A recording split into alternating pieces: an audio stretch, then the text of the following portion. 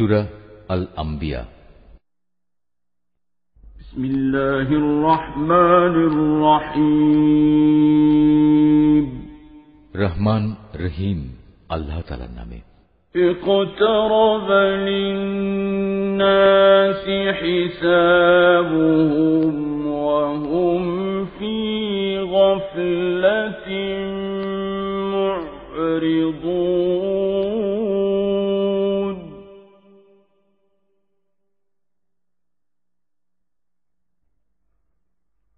মা ইয়া'তীহিম মিন যিকরিন মির রাব্বিহিম মুহদাসিন ইল্লা ইসতামা'ূহু ওয়া হুম ইয়াল'াবুন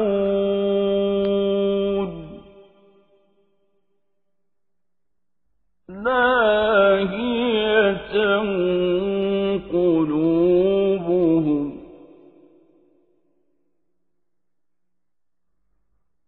وأسروا النجوى الذين ظلموا هل هذا إلا بشر مثلكم أفتأتون السحر وأنتم تبصرون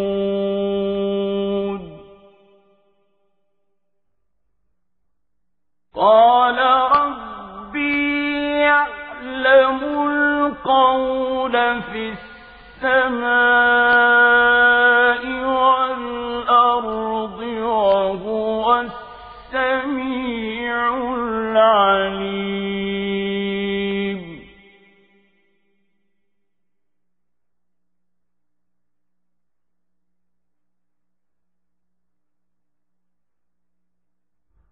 بل قالوا أضغاث أحلام بل افتراه بل هو شاعر فليأتنا بآية كما أرسل الأولون। মানুষের হিসাব নিকাশের সময় কাছে এসে গেছে, অথচ তারা এখনো উদাসীনতার মাঝে নিমজ্জিত হয়ে সত্য বিমুখ হয়ে আছে। যখন তাদের কাছে তাদের মালিকের কোনো নতুন উপদেশ আসে তখন মনে হয় তারা তা শুনছে, কিন্তু তারা তখনও নানা রকম অর্থহীন খেলায় মগ্ন থাকে। ওদের মন থাকে সম্পূর্ণ অমনোযোগী। যারা জালেম তারা গোপনে বলাবলি করে, এ মানুষটি তো তোমাদেরই মতো একজন মানুষ ছাড়া আর কিছুই নয়। তোমরা কি তারপরেও তার জাদুর ফাঁদে এসে যাবে? অথচ তোমরা তো সবকিছু দেখতে পাচ্ছ। সে বলল, আমার মালিক প্রতিটি কথা জানেন, তা আসমানে থাকুক কিংবা জমিনে, তিনি সব শোনেন, সব জানেন।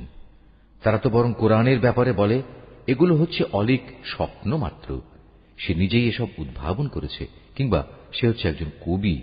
সে নবী হয়ে থাকলে আমাদের কাছে এমন সব নিদর্শন নিয়ে আসুক যা দিয়ে পূর্ববর্তীদের পাঠানো হয়েছিল।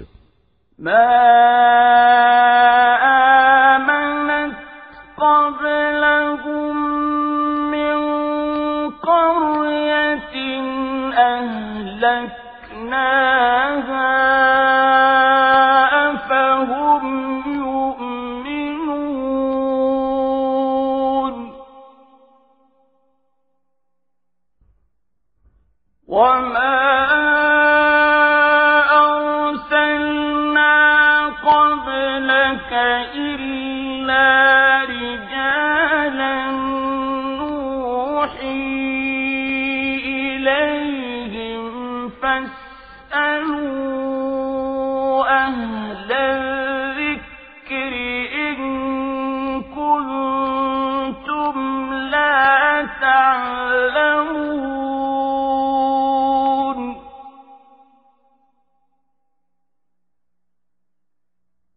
وما جعلناهم جسدا لا يأكلون الطعام وما كانوا خالدين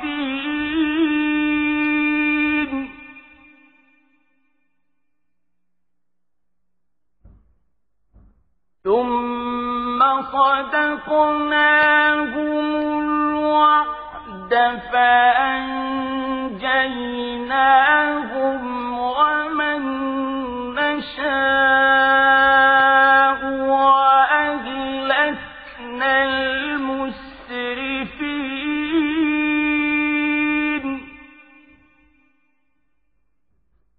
لقد أنزلنا إليكم كتابا فيه ذكركم أفلا تعقلون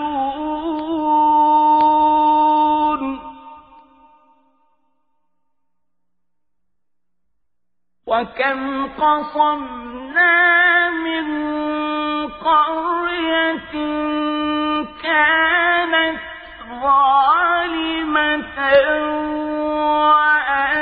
وأنشأنا بعدها قوما آخرين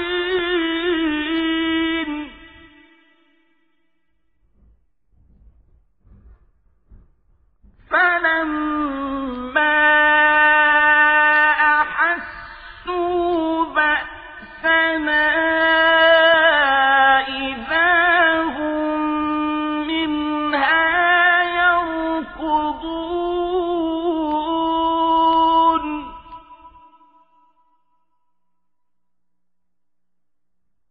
لا تركضوا وارجعوا إلى ما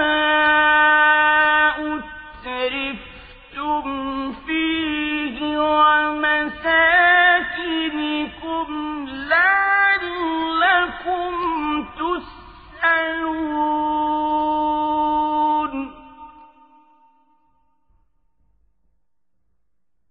قالوا يا ويلنا إنا كنا ظالمين فما زالت تلك دعواهم حتى جعلناهم حصيدا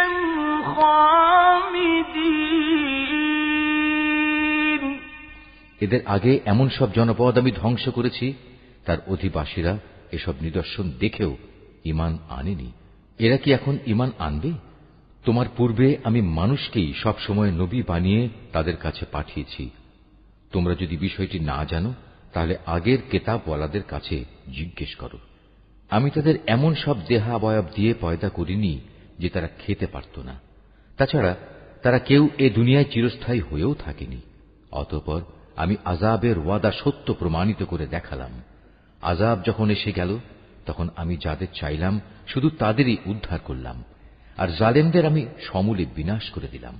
হে মানুষ, আমি তোমাদের কাছে এমন একটি কিতাব নাজিল করেছি যাতে একে একে তোমাদের সবার আলোচনা রয়েছে। তোমরা কি কিছুই বুঝতে পারো না? আমি এর আগে কত জনপদকে ধ্বংস করে দিয়েছি যা ছিল আসলেই জালেম। তাদের পরে তাদের জায়গায় আমি অন্য জাতির উত্থান ঘটিয়েছি। এরা যখন আমার আযাব একান্ত সামনে দেখতে পেল তখন সেখান থেকে পালাতে শুরু করল। আমি বললাম, তোমরা আজ পালিও না, বরং ফিরে যাও তোমাদের সম্পদের কাছে ও তোমাদের বাড়ি ঘরের দিকে। সম্ভবত তোমাদের কিছু জিজ্ঞাসাবাদ করা হবে। তারা বলল, হায় দুর্ভাগ্য আমাদের, আমরা সত্যি জালেম ছিলাম। অতঃপর তারা এই আহাজারি করতেই থাকলো যতক্ষণ না আমি তাদের সমূলে ধ্বংস করে দিয়েছি। তারা হয়ে পড়ল কাটা ফসল ও নির্বাপিত আলোক রশ্মির মতো। وما خلقنا السماء والأرض وما بينهما لاعبين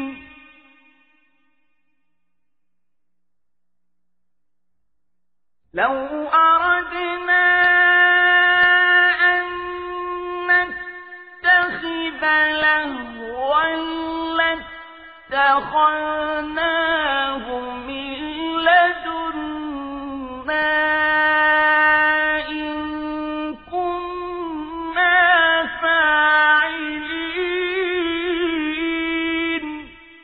আসমান, জমিন ও তাদের মধ্যবর্তী সব কিছুর কোনোটাই আমি খেল তামাশার জন্য পয়দা করিনি।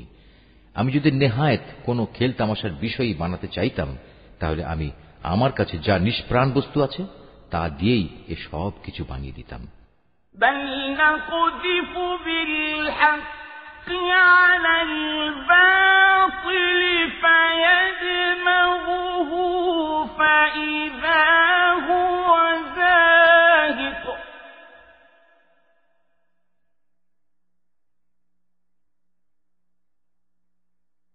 ولكم الويل مما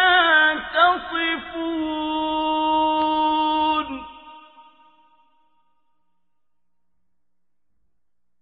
وله من في السماوات والأرض ومن عنده لا يستكبرون عن عبادته ولا يستحسرون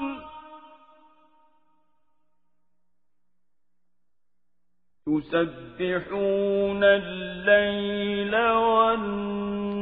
والنهار لا يفترون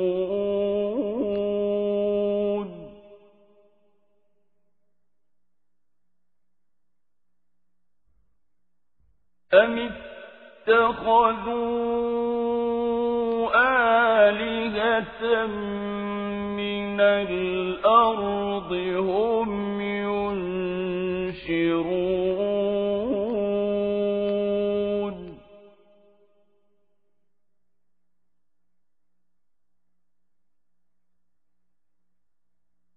لو كان فيهما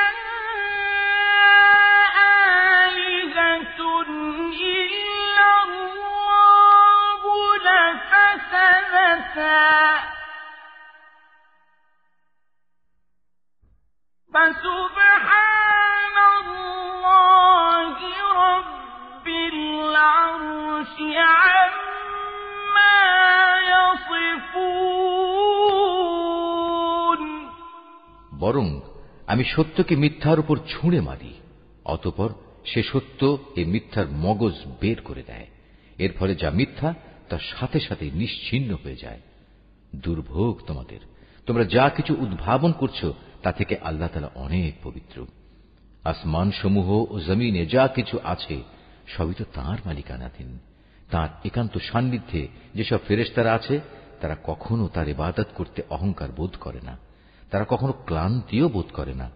তারা দিবারাত্রি তাঁর পবিত্রতা ঘোষণা করে, তারা কখনো কোনো অলসতা করে না। এরা কি আল্লাহ তাআলার বদলে জমিনের কোনো কিছুকে মাবুদ বানিয়ে নিচ্ছে? এরা যাদের মাবুদ বানাচ্ছে তারা কি মৃতকে জীবিত করতে পারবে?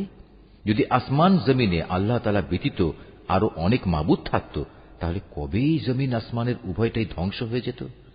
এরা যা কিছু বলে, আরশের মালিক আল্লাহ তাআলা সে সব কিছু থেকে পবিত্র ও মহান। لا يسأل عما يفعل وهم يسألون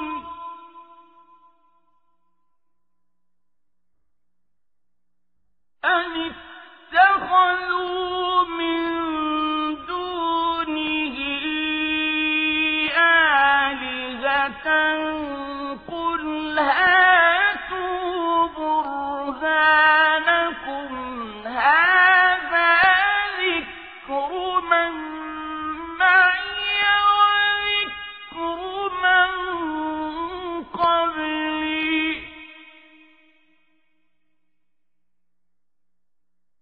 بل أكثرهم لا يعلمون الحق فهم معرضون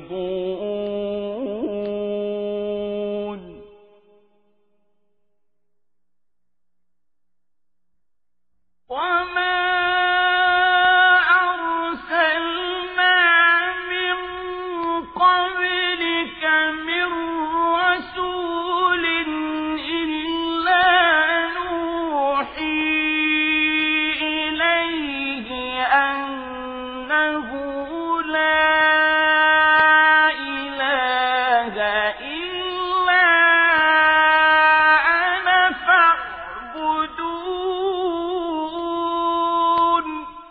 তিনি যা কিছু করেন সে ব্যাপারে তাকে কোনো প্রশ্ন করা যায় না, বরং তাদেরই তাদের ক্রিয়াকলাপ সম্পর্কে প্রশ্ন করা হবে। এরা কি আল্লাহ তাআলা ছাড়া অন্য কাউকে মাবুদ বানিয়ে রেখেছে? হে নবী, তুমি বলো, তোমরা দলিল প্রমাণ উপস্থিত করো। আমার সাথীদের এ কিতাব কোরআন এবং আমার পূর্ববর্তীদের কিতাবসমূহ থেকে পারলে কোনো প্রমাণ উপস্থাপন করো। এদের অধিকাংশ মানুষই প্রকৃত সত্য জানে না, তাই সত্য থেকে এরা মুখ ফিরিয়ে নেয়। আমি তোমার আগে এমন কোন নবী পাঠাইনি যার কাছে ওহী পাঠিয়ে আমি একথা বলিনি যে আমি ছাড়া অন্য কোনো মাবুদ নেই এবং তোমরা সবাই আমারই ইবাদত করো।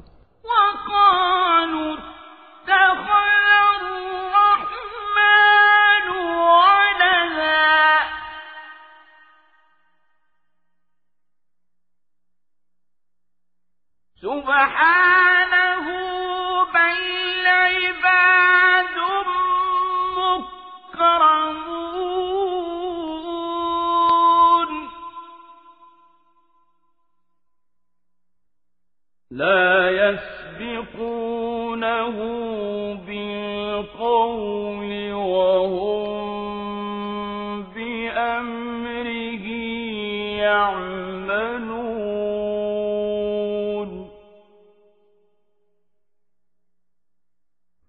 يعلم ما بين أيديهم وما خلفهم ولا يشفعون إلا لمن ارتضى وهم من خشيته مشفقون ومن يقل منهم إني إله من دونه فذلك نجزيه جهنم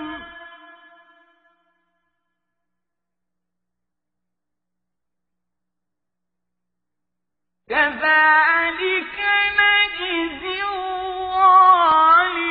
الظالمين أولم ير الذين كفروا أن السماوات والأرض كانتا رتقا ففتقناهما وجعلنا من الماء كل شيء حي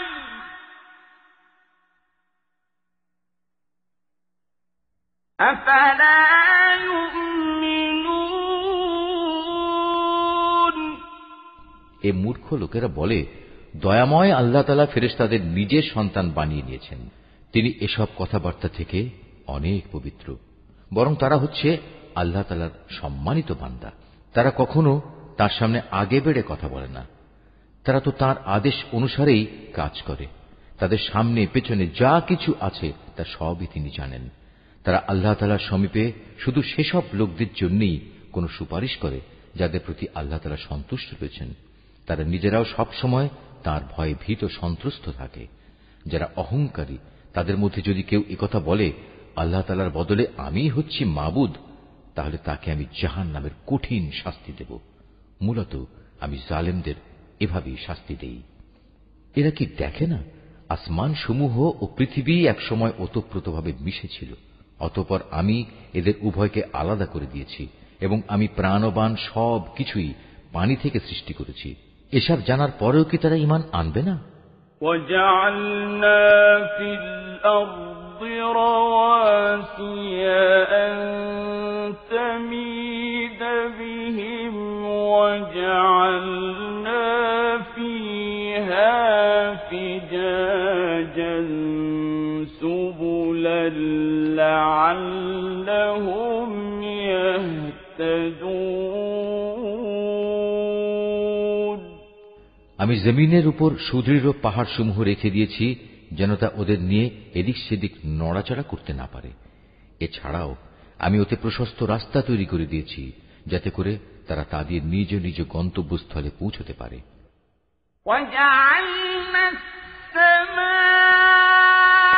سَقْفًا مَّحْفُوظًا وَهُمْ عَنْ آيَاتِهَا مُعْرِضُونَ। আমি আকাশকে একটি সুরক্ষিত ছাদ হিসেবে তৈরি করেছি, কিন্তু এই নির্বোধ ব্যক্তিরা তার অসংখ্য নিদর্শনাবলী থেকে মুখ ফিরিয়ে নেয়। وَهُوَ الَّذِي خَلَقَ اللَّيْلَ وَالنَّهَارَ وَالشَّمْسَ وَالْقَمَرَ كُلٌّ فِي فَلَكٍ يَسْبَحُونَ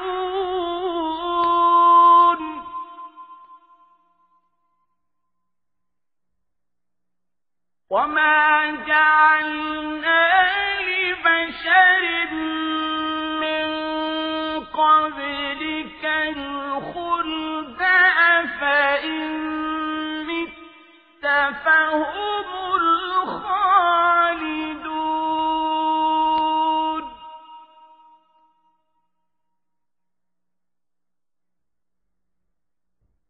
كُلُّ نَفْسٍ ذَائِقَةُ الْمَوْتِ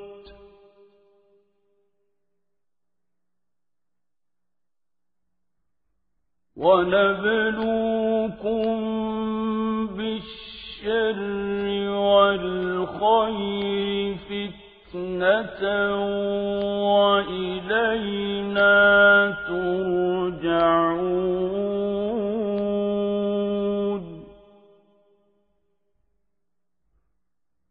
وَإِذَا رَآكَ الَّذِينَ كَفَرُوا إِن يَتَّخِذُونَكَ إِلَّا هُزُوًا أَهَٰذَا الَّذِي يَذْكُرُ آلِهَتَكُمْ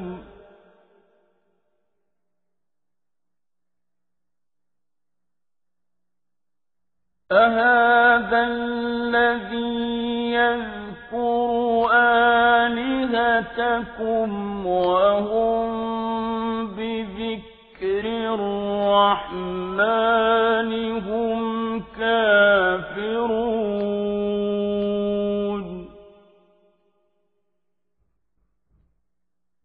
خُلِقَ الْإِنسَانُ مِنْ عَجَلٍ سَأُرِيكُمْ آيَاتِي فَلَا تَسْتَعْجِلُونَ আল্লাহ তাআলাই রাত, দিন, সূরজ ও চাঁদকে পয়দা করেছেন। এদের প্রত্যেকেই মহাকাশের কক্ষপথে সাঁতার কেটে যাচ্ছে। হে নবী, আমি তোমার পূর্বেও কোনো মানব সন্তানকে অনন্ত জীবন দান করিনি। সুতরাং আজ তুমি মরে গেলে তুমি কি মনে করো তারা এখানে চিরজীবী হয়ে থাকবে? প্রতিটি জীবকেই মরণের স্বাদ গ্রহণ করতে হবে। হে মানুষ, আমি তোমাদের মন্দ ও ভালো এ উভয় অবস্থার মধ্যে ফেলেই পরীক্ষা করি। অতঃপর তোমাদের তো আমার কাছেই ফিরে আসতে হবে। কাফেররা যখন তোমাকে দেখে তখন মনে হয় তারা তোমাকে কেবল তাদের বিদ্রূপের পাত্র রূপে গ্রহণ করে। তারা তোমার দিকে ইশারা করে বলে, এ কি সে ব্যক্তি যে খারাপ কথা দিয়ে তোমাদের দেবদেবীদের মন্দভাবে স্মরণ সমালোচনা করে, অথচ এরা নিজেরাই দয়াময় আল্লাহ তাআলা স্মরণ অস্বীকার করে। আসলে মানুষকে সৃষ্টি করা হয়েছে তাড়াহুড়ো করার প্রকৃতি দিয়ে, কিন্তু আমি অচিরেই তোমাদের আমার কুদরতের নিদর্শনগুলো দেখিয়ে দেব। সুতরাং তোমরা আমার কাছে তাড়াহুড়ো কামনা করো না। وَيَقُولُونَ مَتَى هَذَا الْوَعْدُ إِن كُنتُمْ صَادِقِينَ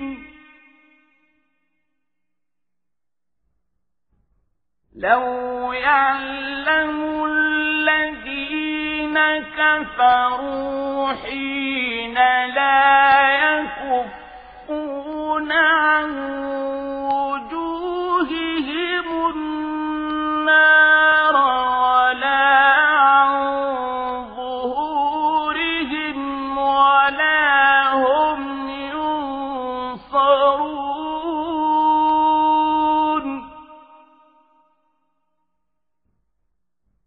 بَلْ تَأْتِيهِم بَغْتَةً فَتَبْهَتُهُمْ فَلَا يَسْتَطِيعُونَ رَدَّهَا وَلَا هُمْ يُنظَرُونَ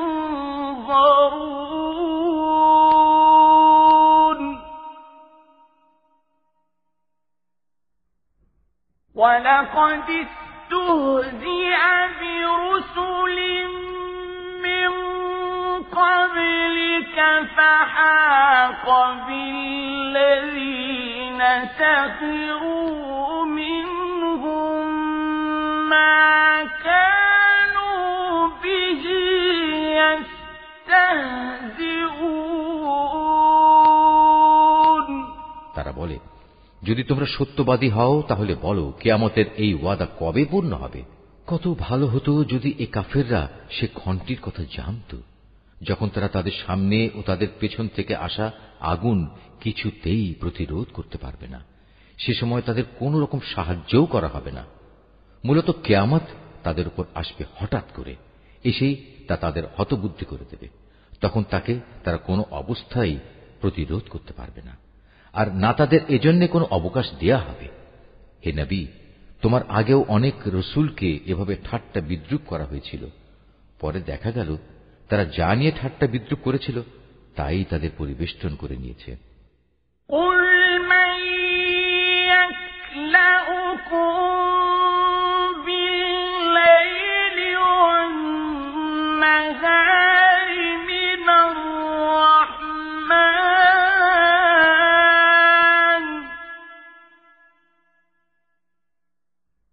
بَلْ هُمْ عَن ذِكْرِ رَبِّهِم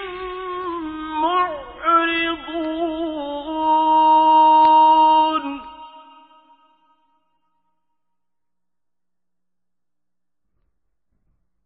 أَمْ لَهُمْ آلِهَةٌ تَمْنَعُهُم مِّن دُونِنَا يَسْتَطِيعُونَ نَصْرَ أَنفُسِهِمْ وَلَا هُم مِّنَّا يُصْحَبُونَ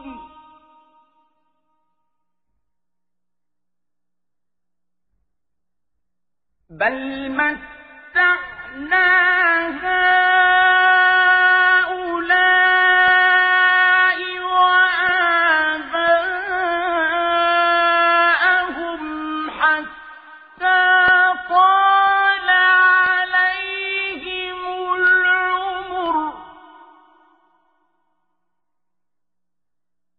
أَفَلَا يَرَوْنَ أَنَّا نَأْتِي الْأَرْضَ نَنقُصُهَا مِنْ أَطْرَافِهَا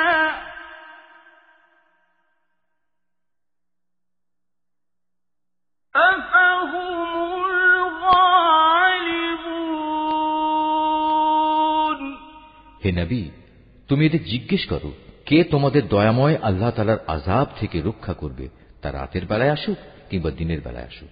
কিন্তু সে কথা না ভেবেই এরা নিজেদের মালিকের স্মরণ থেকে মুখ ফিরিয়ে রেখেছে।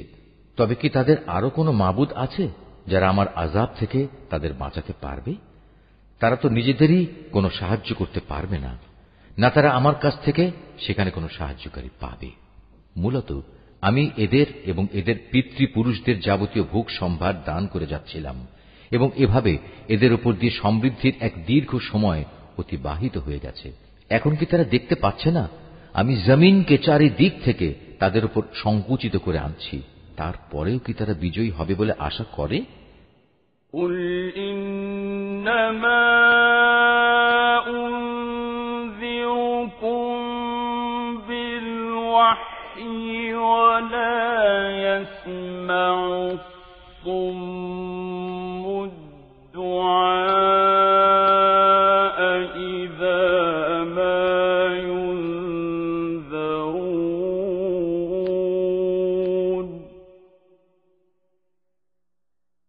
وَلَئِن مَّسَّتْهُمْ نَفْحَةٌ مِّنْ عَذَابِ رَبِّكَ لَيَقُولُنَّ يَا وَيْلَنَا إِنَّا كُنَّا ظَالِمِينَ।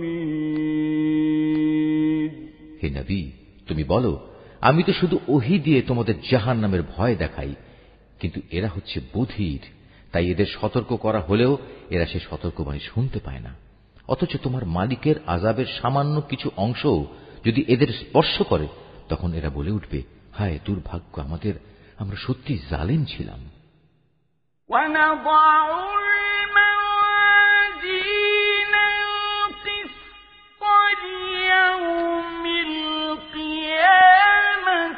فلا تظلم نفس شيئا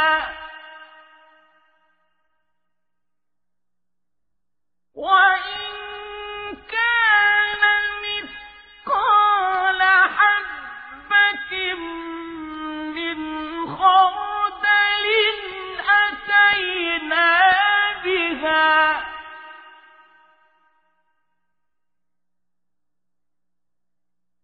وكفى بنا حاسبين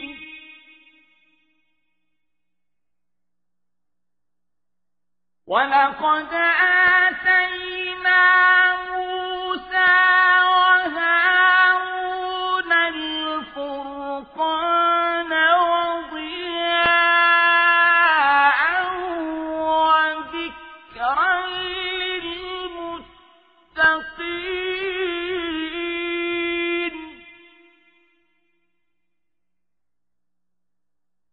الذين يخشون ربهم بالغيب وهم من الساعة مشفقون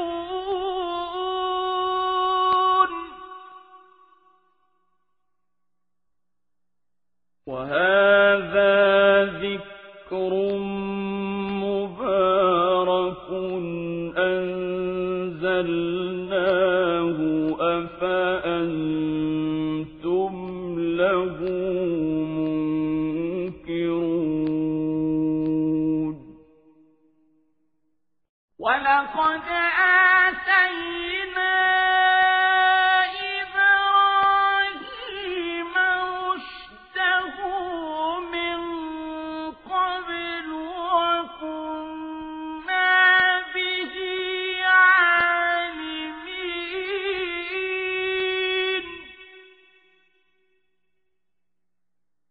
إذ قال لأبيه وقومه ما هذه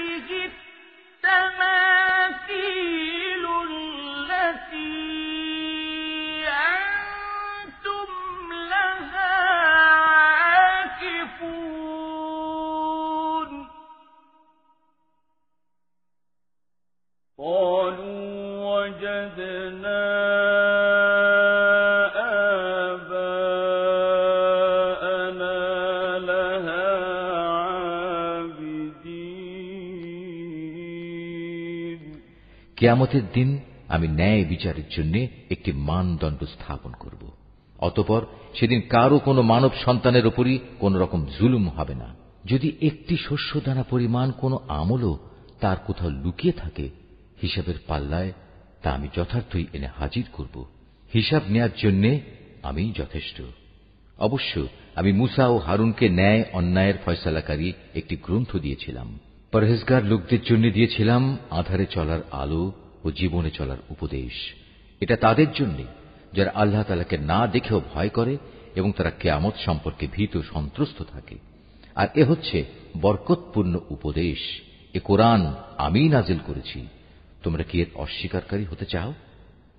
আমি আগে ইব্রাহিমকে ভালো মন্দ বিচারের জ্ঞান দান করেছিলাম এবং আমি সে সম্পর্কে সম্যক অবগত ছিলাম। যখন সে তার পিতা ও তার জাতির লোকদের বলল, এই নিষ্প্রাণ মূর্তিগুলো আসলে কি, যার ইবাদতের জন্য তোমরা শক্ত হয়ে বসে আছো? তারা বলল, আমরা আমাদের পিতৃপুরুষদের এগুলোর ইবাদত করতে দেখেছি, এর চাইতে বেশি কিছু আমরা জানি না।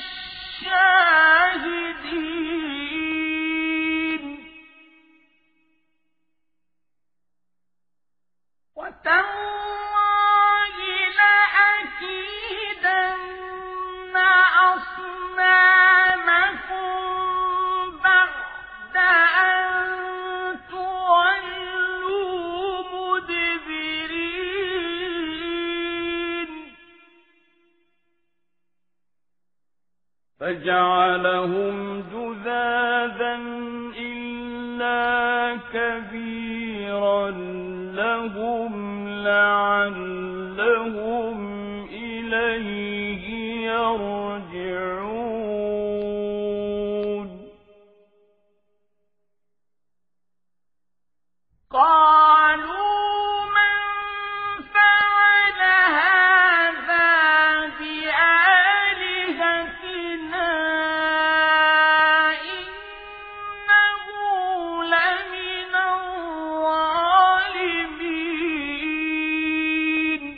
সে বলল, এগুলোর পূজা করে তোমরা নিজেরা যেমন আজ সুস্পষ্ট গুমরাহিতে নিমজ্জিত হচ্ছ, তেমনি তোমাদের পূর্বপুরুষরাও গুমরাহিতে নিমজ্জিত ছিল। তারা বলল, তুমি কি আসলেই আমাদের কাছে কোনো সত্য নিয়ে এসেছ, না অযথাই আমাদের সাথে তামাশা করছ? সে বলল, না, এটা কোনো তামাশার বিষয় নয়, বরং তোমাদের মালিক যিনি, তিনিই আসমান সমূহ ও জমিনের মালিক, তিনিই এগুলো সৃষ্টি করেছেন, আর আমি নিজেই হচ্ছি এ ব্যাপারে সাক্ষীদের একজন। আল্লাহ তাআলার শপথ, তোমরা এখান থেকে সরে গেলে আমি তোমাদের মূর্তিগুলোর ব্যাপারে একটা কৌশল অবলম্বন করব। অতঃপর তারা চলে গেলে ওদের বড়টি ছাড়া অন্য মূর্তিগুলোকে সে চূর্ণ বিচূর্ণ করে দিল, যাতে করে তারা তার ঘটনা জানার জন্য এ বড়টার দিকেই ধাবিত হতে পারে। যখন তারা ফিরে এসে মূর্তিদের এ দুরবস্থা দেখল, তখন তারা বলল, আমাদের দেবতাদের সাথে এ আচরণ করল কে? যেই করেছে নিঃসন্দেহে সে জালেমদেরই একজন। قالوا سمعنا فتى يذكرهم يقال له إبراهيم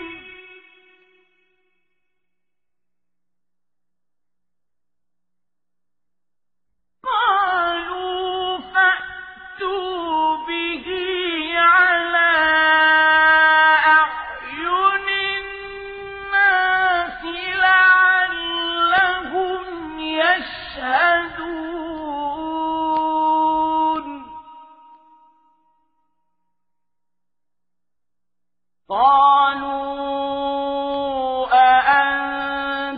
أفعلت هذا بآلهتنا يا إبراهيم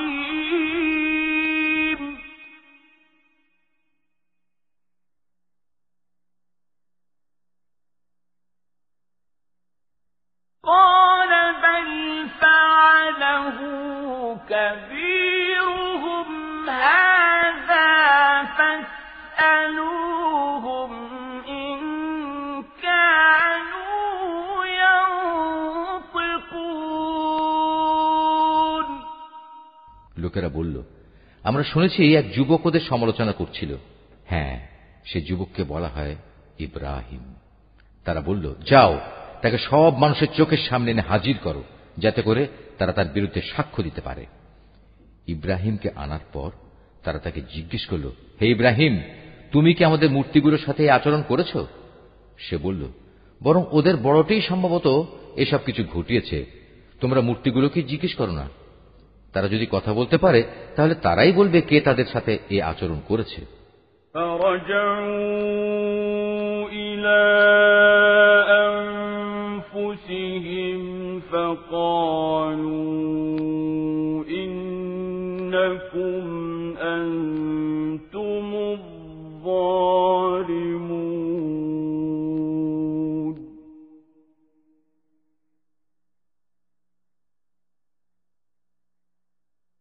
ثم نكسوا على رؤوسهم لقد علمت ما هؤلاء ينطقون ইব্রাহিমের এই অভিনব যুক্তি শুনে তারা নিজেরা চিন্তা করে নিজেদের দিকে ফিরে এলো এবং একে অপরকে বলতে লাগলো, জালেম তো সে নয় যে ওটা ভেঙেছে, জালেম তো হচ্ছ তোমরা যারা এর পূজা করো। অতঃপর লজ্জায় ওদের মাথা অবনত হয়ে গেল। ওরা বলল, হে ইব্রাহিম, তুমি তো ভালো করে জানো এরা কথা বলতে পারে না। قال أفتعبدون من دون الله ما لا ينفعكم شيئا ولا يضركم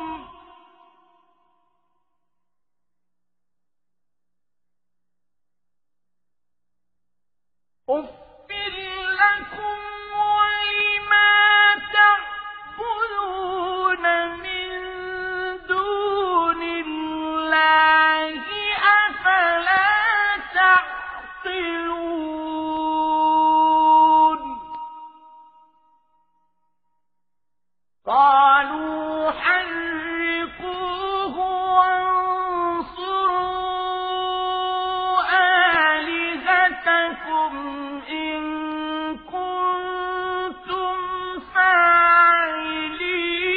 فاعلين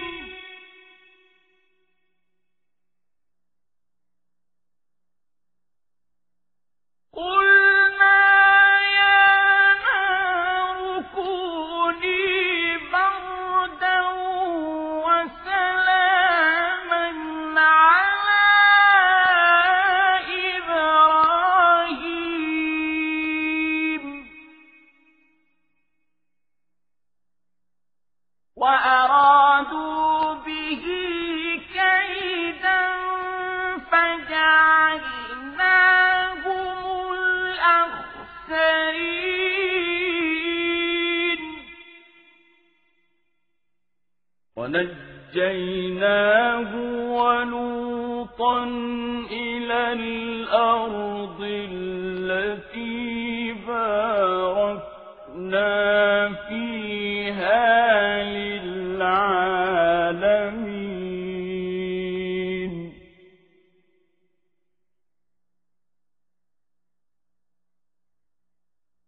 ووهبنا له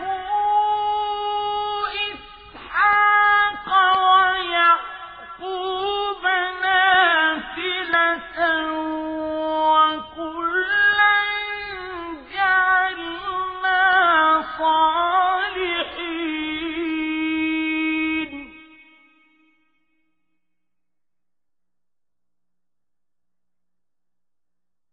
وجعلناهم أئمة يهدون بأمرنا وأوحينا إليهم فعل الخيرات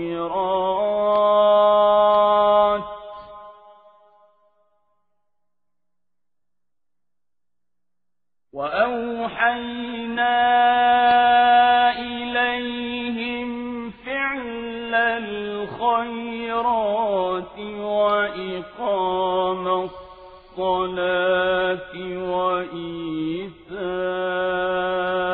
الزكاة وكانوا لنا عابدين। সে বলল, তাহলে তোমরা কেন আল্লাহ তাআলাকে বাদ দিয়ে এমন কিছুর পূজা করো যারা তোমাদের কোনো উপকারও করতে পারে না, তোমাদের কোনো অপকারও করতে পারে না? ধিক তোমাদের জন্য এবং আল্লাহ তাআলাকে বাদ দিয়ে তোমরা যাদের পূজা করো তাদের জন্য। তোমরা কি এদের এই অক্ষমতাটুকু বুঝতে পারছো না? এ সময় রাজার লোকেরা বলল, একে আগুনে পুড়িয়ে দাও। যদি তোমরা কিছু করতেই চাও তাহলে আগে গিয়ে তোমাদের মূর্তিগুলোর প্রতিশোধ গ্রহণ করো। অপরদিকে আমি আগুনকে বললাম, হে আগুন, তুমি ইব্রাহিমের জন্য শীতল ও শান্ত হয়ে যাও। ওরা তার বিরুদ্ধে একটা ফন্দি আঁটতে চাইল, আর আমি তাদের উল্টো ক্ষতিগ্রস্ত ও ব্যর্থ করে দিলাম। অতঃপর আমি তাকে এবং আমার নবী লূতকে উদ্ধার করে এমন এক দেশে নিয়ে গেলাম যেখানে আমি দুনিয়াবাসীর জন্য অনেক কল্যাণ রেখেছি। অতঃপর আমি ইব্রাহিমকে তার ছেলে হিসাবে ইসহাক দান করলাম, তারপর আরো দান করলাম পৌত্র হিসেবে ইয়াকুব। এদের সবাইকেই আমি ভালো মানুষ বানিয়েছিলাম। আমি তাদের দুনিয়ার মানুষদের নেতা বানিয়েছিলাম। তারা আমার নির্দেশ অনুসারে মানুষকে সুপথ দেখাত। নেক কাজ করা, নামাজ প্রতিষ্ঠা করা ও যাকাত দেওয়ার জন্য আমি তাদের কাছে ওহী পাঠিয়েছি। তারা সর্বত্রই আমার আনুগত্য করত। وَلُوطًا آتَيْنَاهُ حُكْمًا وَعِلْمًا وَنَجَّيْنَاهُ مِنَ الْقَرْيَةِ الَّتِي كَانَتْ تَعْمَلُ الْخَبَائِثَ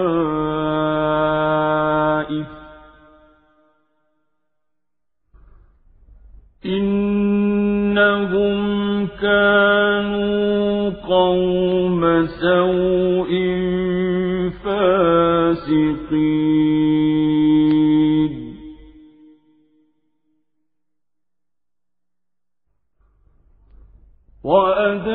وَأَدْخَلْنَاهُ فِي رَحْمَتِنَا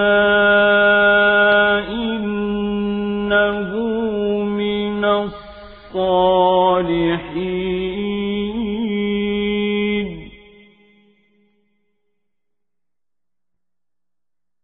ونوحا إذ نادى من قبل فاستجبنا له فنجيناه وأهله من الكرب العظيم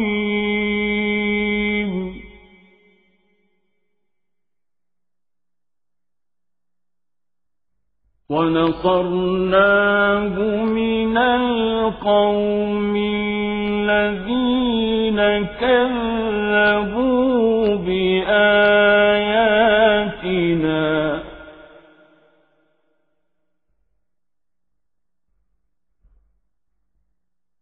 إنهم كانوا قوم سوء فأغرقناهم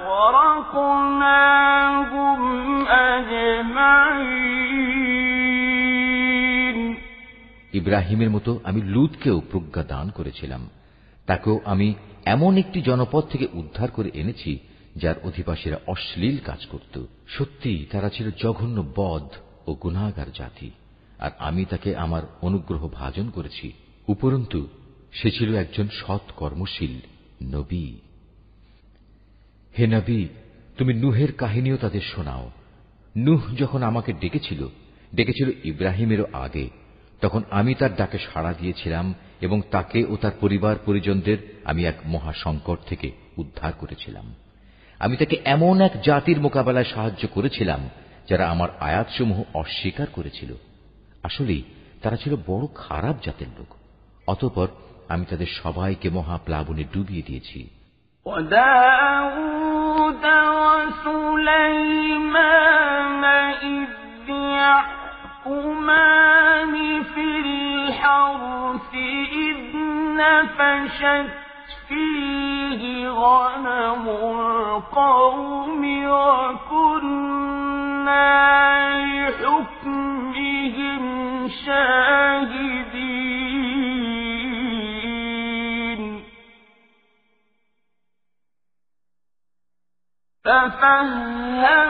ففهمناها سليمان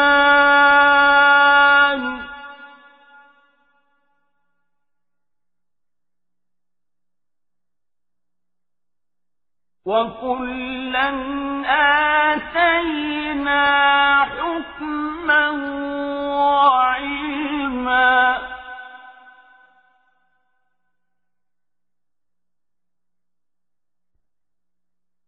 وسخرنا مع داود الجبال يسبحن والطير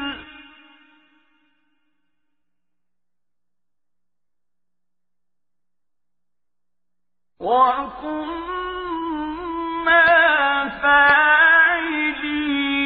فاعلين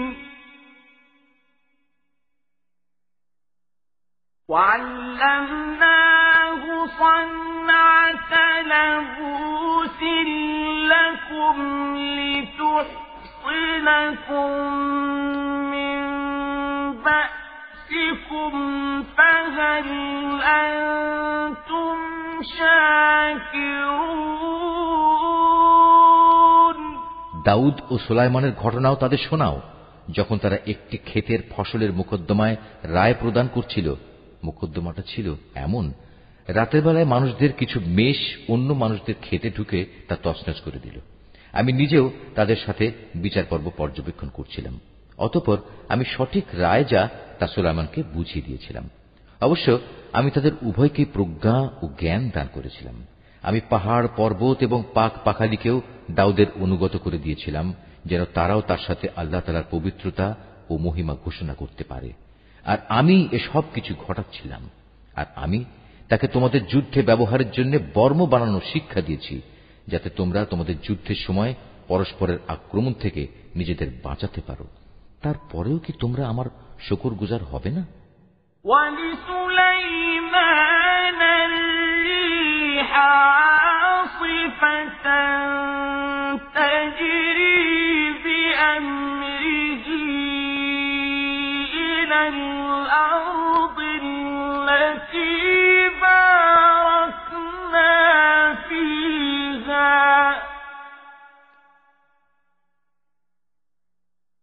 وكنا بكل شيء عالمين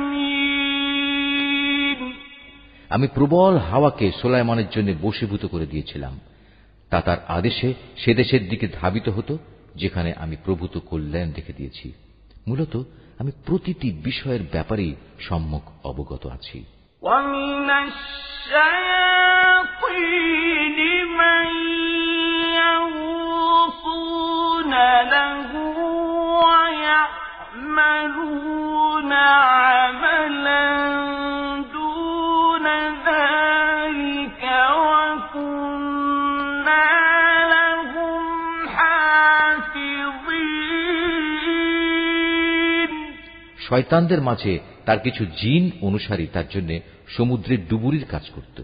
তার জন্য এছাড়াও এরা বহু কাজ আঞ্জাম দিত। তাদের রক্ষক তো আমিই ছিলাম। وأيوب إذ نادى ربه أني مسني الضر وأنت أرحم الراحمين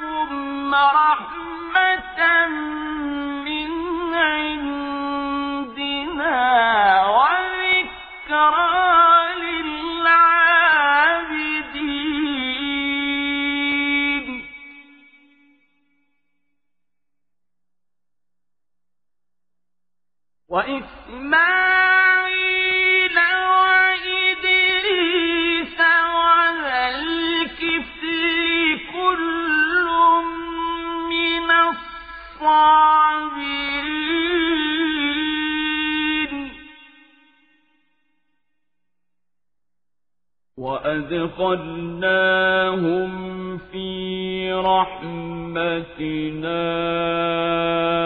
إنهم من الصالحين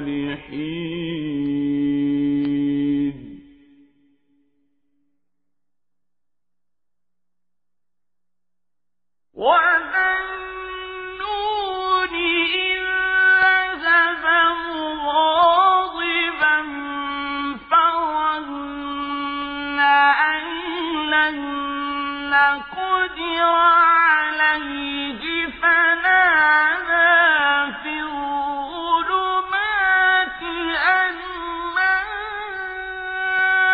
إله إلا أنت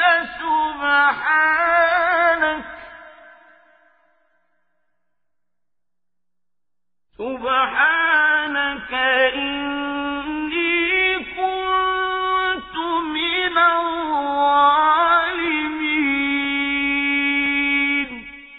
স্মরণ করো যখন আইয়ুব তার মালিককে ডেকে বলেছিল, হে আল্লাহ, আমাকে এক কঠিন অসুখে পেয়ে বসেছে, আমায় তুমি নিরাময় করো, কেননা তুমি হচ্ছ দয়ালুদের সর্বশ্রেষ্ঠ দয়ালু। অতঃপর আমি তার ডাকে সাড়া দিলাম, তার যে কষ্ট ছিল তা আমি দূর করে দিলাম। তাকে যে শুধু তার পরিবার পরিজনই ফিরিয়ে দিলাম তা নয়, বরং তাদের সবাইকে আমার কাছ থেকে বিশেষ দয়া এবং আমার বান্দাদের জন্য উপদেশ হিসেবে আরো সমপরিমাণ অনুগ্রহ দান করলাম। আরো স্মরণ করো ইসমাইল, ইদ্রিস ও জুলকিফলের কথা। এরা সবাই আমার ধৈর্যশীল বান্দাদের অন্তর্ভুক্ত। আমি তাদের আমার রহমতের মধ্যে দাখিল করলাম, কেননা তারা ছিল নেককার মানুষদের দলভুক্ত। স্মরণ করো জুন্নুনের কথা, যখন সে রাগ করে নিজের লোকজনদের ছেড়ে বের হয়ে গিয়েছিল। সে মনে করেছিল আমি বুঝি তাকে ধরতে পারব না। অতঃপর আমি যখন তাকে সত্যি সত্যি ধরে ফেললাম, তখন সে মাছের পেটের অন্ধকারে বসে আমাকে এই বলে ডাকল, হে আল্লাহ তাআলা, তুমি ব্যতীত কোনো মাবুদ নেই, তুমি পবিত্র, তুমি মহান। অবশ্যই আমি সীমা লঙ্ঘনকারীদের অন্তর্ভুক্ত হয়ে পড়েছি। فاستجبنا له ونجيناه من الغم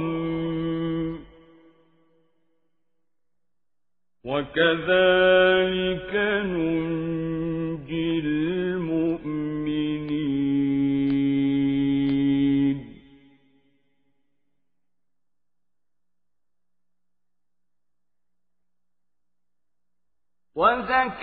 وزكريا إذ نادى ربه رب لا تذرني فردا وأنت خير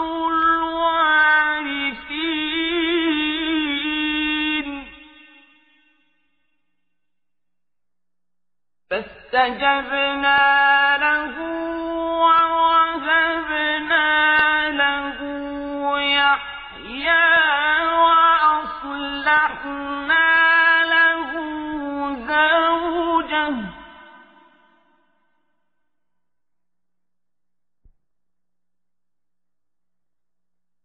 إنهم كانوا يسارعون في الخيرات ويدعوننا رغبا ورهبا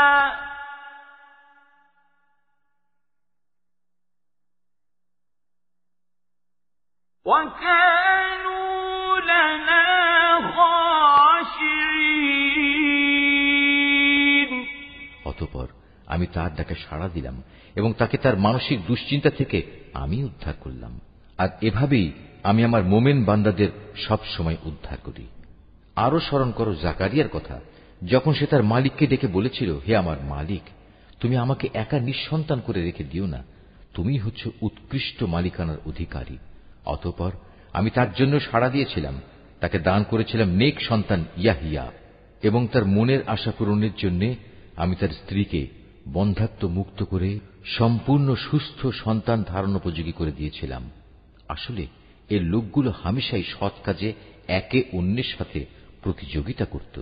তারা আমাকে আশা ও ভীতির সাথে ডাকত। তারা সবাই ছিল আমার অনুগত বান্দা।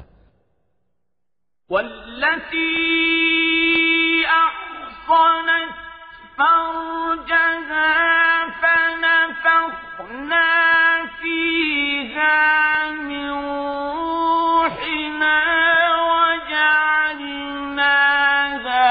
وابنها آية للعالمين.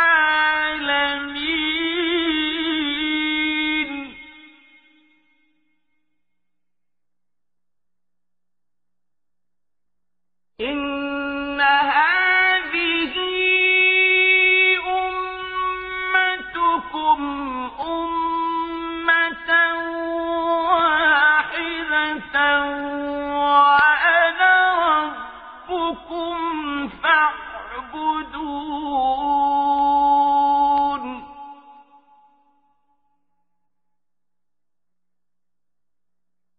وتقطعوا أمرهم بينهم كل إلينا راجعون.